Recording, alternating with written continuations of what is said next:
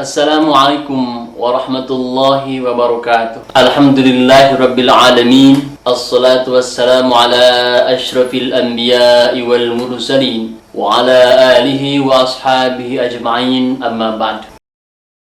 Dan saya nggak bicara soal Prabowo. Buat saya kemarahan Prabowo itu bisa maju jadi presiden bukan harus kepada siapapun di sini, kepada Amerika Serikat yang mengizinkan dia dihapuskan HAM-nya. Makanya saya nggak pernah bicara soal Prabowo. Coba perhatikan, dari awal saya nggak pernah. Tapi saya bicara keras soal Gibran. Kenapa? Saya langsung bicara dengan Pak Rosan ya. Saya tuh kalau bicara nggak pernah di belakang, langsung ketemu orangnya gitu. Saya bilang Pak Rosan, ini gimana sih sebenarnya janjiannya tuh dengan istana? Oh, nanti setelah 2 tahun baru kemudian Pak Prabowo turun akan digantikan Gibran. Aku jawab, emang bakal hidup Prabowo 2 tahun? Kalau gue jadi Gibran gue matiin.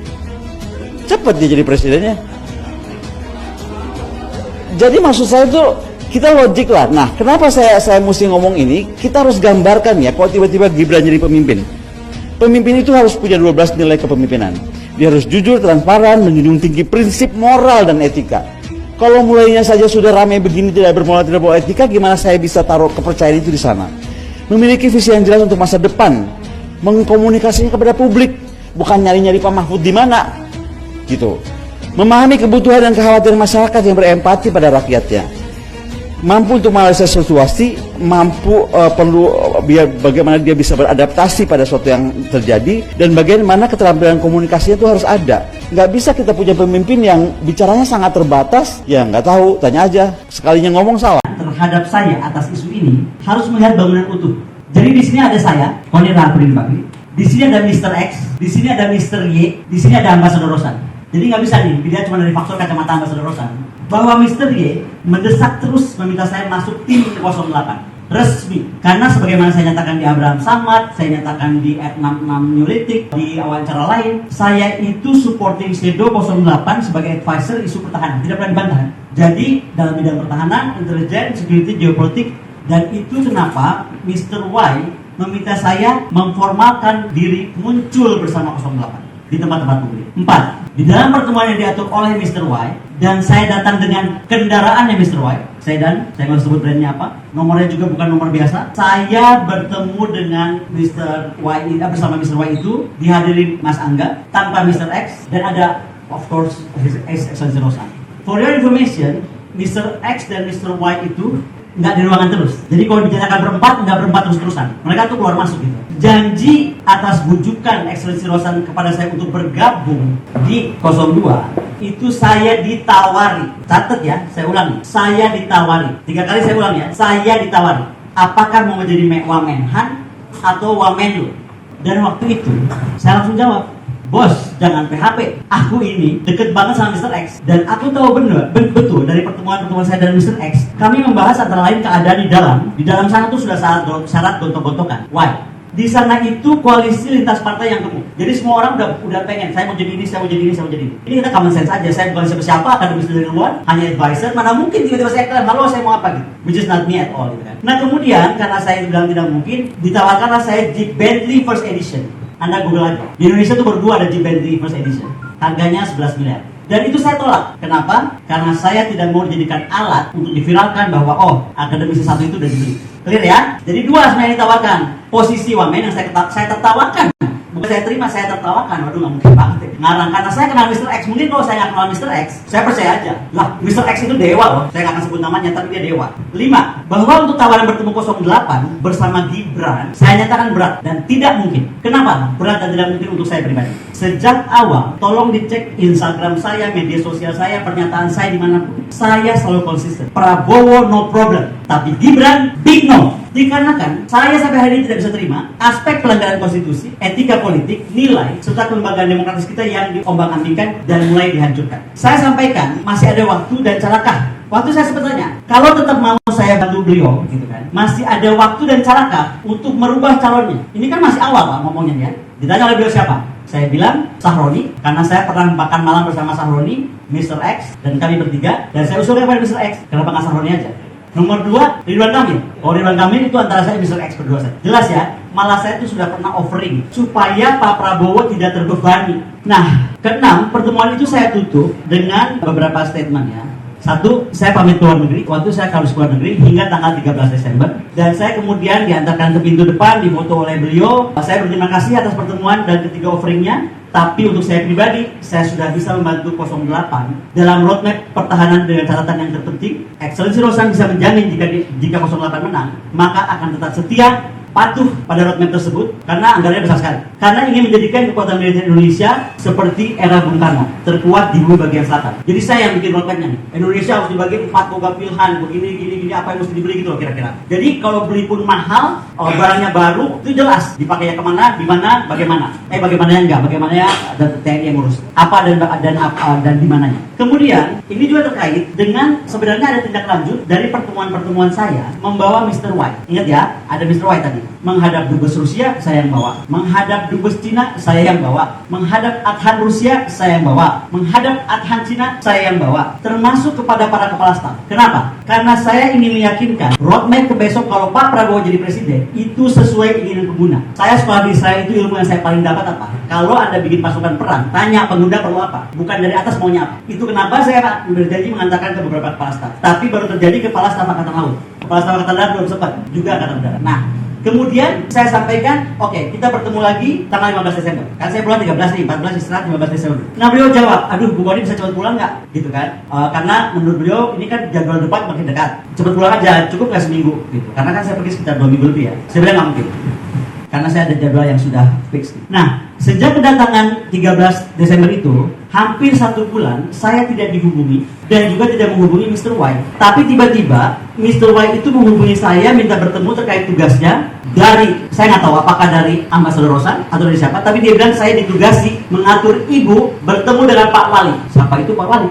Pak Wali itu Dekian. Jadi, kalau begitu gini, tolong sampaikan pada siapapun yang menyuruh kamu, saya bisa bertemu Pak Wali jika Pak Wali mau menempatkan diri, dia sebagai murid, saya sebagai guru. Karena akan saya briefing tentang bagaimana konstitusi ini tidak boleh diacak-acak. Puncak pembicaraan itu, kemudian saya tolak ketika saya diberi bocoran oleh Mr. White tentang bagaimana karakter Pak Wali. Dan itu membuat saya, aduh kok kayak gini, kayaknya mendingan aku nggak usah ketemu deh. Terus, kemudian setelah itu tiba-tiba satu hari weekend Mr. White meminta saya mendadak jumpa, minta brief singkat. Waktu itu sudah jelang debat capres tentang pertahanan. Jadi dia bilang, Bu Boni, gimana caranya Bapak tuh dibikin brief yang sangat singkat? Tuh kita lembarannya tebal banget tuh, wah pusing baca. Bikinkan aja, gitu kan? Contekanlah kebetan gitu, satu lembar 2 lembar. Yang intinya bagaimana di debat capres pertahanan itu saya sampaikan gini. Intinya gini, tolong bilang Bapak harus tenang, harus fokus, harus konsisten pada Bung Karno defense and geopolitical view. Jadi kata kuncinya itu adalah contekannya cuma itu aja. Bung Karno, ya kan? Indonesia, ya kan? Yang terkuat di bagian selatan dan bagaimana geopolitical position kita. Buat saya, karena saya udah gambarkan nih, kayaknya akan di-attack di beliau nih. Jadi supaya tenang gitu. Contekan itu saya bisa share nanti. Tadi saya lupa print, tapi ada contekan itu dibuat malam itu untuk beliau. Nah, beberapa jam sebelum debat capres 3, ini sekitar jam 2 ya. Mr. White terus-menerus menghubungi saya melalui panggilan telepon maupun chat. Karena menurutnya, Saudara Rosan atau Excellency Ambassador Rosan memaksa saya hadir malam itu, langsung duduk di dekat Bapak 08, dan dia pengen meyakinkan terus itu ada buktinya. Saya bisa kasih buktinya telepon itu berapa kali masuk. Tapi pembicaraan itu terputus. Bagi bicara dia lagi maksa-maksa, saya bilang enggak, maksa terus kan. Apaan sih lu gitu kan gitu. Terputus. Saya bilang, gue mesti tutup nih. Dewa telepon. Siapa Dewa? Mr. X. Mr. X bilang, hey, kakak di tangan gue ini ada format nanti malam lu duduk sebelah bos 08. Dan gue nggak yakin bahwa lu akan datang. Jadi beliau tuh tahu karakter saya. Ini kok bisa ada yakin banget malam itu saya duduk di sebelahnya. Dan beliau bilang, aku mendingan konfirmasi lu langsung deh. Dan saya bilang, betul saya tidak bisa hadir, tidak akan hadir. Karena menjadi akademisi adalah pilihan hati saya. Makanya saya tidak ada di kader manapun. Tapi kalau sebagai advisor, saya advisor untuk Pak Ganjar juga. Saya ada di mana-mana. Di Partai Gelora juga saya ada gitu kalau mau dicari ke sana. Nah jadi begini, saya tuh menghargai beda versi pertemuan dengan Bapak Ambasador Rosan. Namun saya harus mengungkapkan dari diri saya tentang apa yang saya alami. Tentang bacaan utama, cerita Pak Prabowo akan 2 tahun. Ini kan jadi ramai kan? Ketika terpilih, gini aja komentar saya. Saya memahami kalau pada panik, tapi saya mendapatkan perkuatan informasi itu. Jadi bukan cuma diomongin ke saya oleh Pak Ambasador Rosan, tapi juga pernah didengar oleh Bapak Hasto Kristianto dalam pertemuan pengusaha di Singapura. Jadi kalau habis ini mau tanya sama Pak Hasto, Sekjen PDIP, silahkan. Ternyata bukan saja Pak Rosan menyatakan pernah kepada saya, even Pak Prabowo di Singapura depan para pengusaha menyatakan hal sama. Yang beda tahunnya. Pak Rosan bilang ke saya hanya 2 tahun.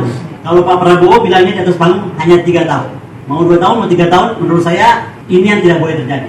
Oke, ini udah hampir selesai, sabar ya. Apapun yang dilakukan, saya percaya Excellency Rosan ini menghadapi tantangan kampanye yang beliau pimpin. Ada beberapa hal yang kita bisa rasakan, tekanan-tekanan itu ya. 1. Dugaan adanya kabar yang beralasan tentang exit poll suara luar negeri tanggal 12 kemarin yang diduga jauh dari keberhasilan 02. Nomor 2, adanya beredar dugaan yang beralasan perbincangan publik terkait perusahaan Ceko, kawat Greco pada kedubes Amerika dan dibalas oleh keterangan Jubir Menhan yang menurut saya tidak substansial, boleh dong saya nilai, dan saya bisa bayangkan sibuk mengkonternya itu seperti apa. Nomor 3, adanya perbincangan publik dan medsos yang masif terkait dugaan yang beralasan obrolan suara 08 dan pihak Qatar. Keempat, adanya launching film dokumenter film Dirty Vote kemarin jam 11 dengan pembicara utamanya 3 ahli tata negara. Jadi bukan ahli tata negara biasa-biasa, ini bukan kaleng-kaleng, ini 3 ahli banget. Nah, yang terakhir lagi tadi malam, adanya undangan acara diskusi koalisi masyarakat sipil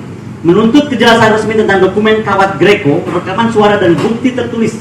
Sekali lagi ya, batal itu mesti ada bukti tertulis. Pembatalan marriage berikut nilai penalti pembatalan yang harus dibayar oleh Indonesia. Sebagai penutup, saya ingin sampaikan, selama ini saya diam ketika ada yang bilang saya, harkat saya, martabat saya, kehormatan pribadi saya. Seperti beredarnya file BAP saya sebagai saksi, catat ya, saksi, catat lagi nih, saksi di Mahkamah Militer pada 2013 yang beredar di sosial media X minggu lalu. Sekarang sudah di-take oleh Panglima TNI. Lalu kemudian ada hujan pesan di dalam WhatsApp group mulai tadi malam yang intinya berisikan siapa Koni.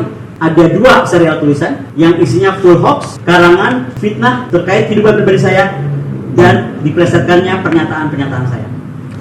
Bagi saya, ini adalah konsekuensi logis dari apa yang akan terus saya suarakan dan perjuangkan untuk sebuah negara Indonesia yang lebih maju, yang demokratis, yang berkeadilan, yang menjunjung tinggi konstitusi.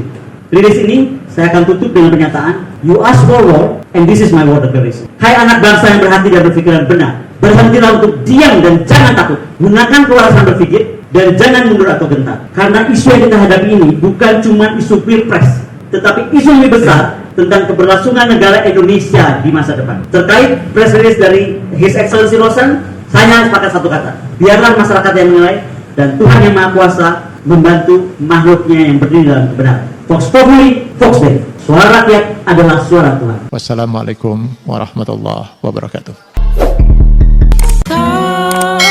Terima kasih.